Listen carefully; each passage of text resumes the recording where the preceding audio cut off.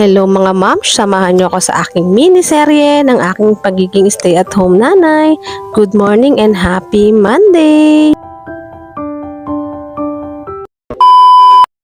Kagising ko ng 5:30, nagsaing na po ako kaagad dahil nga may pasok ang aking jusawa. Kaming face to face hanggang bukas kaya hindi ko na muna ginising si aking Junakis at mamaya pa naman kami gagawa ng mojo. Napakabilis ng araw mga moms at Monday na naman ngayon. Minsan nahihirapan na rin ako matulog kasi nga napakainit sa gabi. Relate din ba? Ulam of the day hanggang gabi na ay siniganggang, walang kamatayang favorite na mag-ama. Papakulo pa ako ng baboy mga mieto, magkape na muna tayo at malamig na nga. Nanay ka na talaga, saka ka na makakapagkape pag medyo maluwag-luwag. Dahil ako ay nagpapakulo at nagpapalambot pa dyan. Ayan, may oras pa tayo magkape-kape. Happy Monday everyone! Another gising is a blessing. Pagkalipas ng ilang minuto, ayan, medyo lumalambot na mga mi. Ito lang talaga ang struggle ko dito sa lugar namin. Wala talaga mabilihan ng gulay. Pag sobrang aga pa siya, hanggang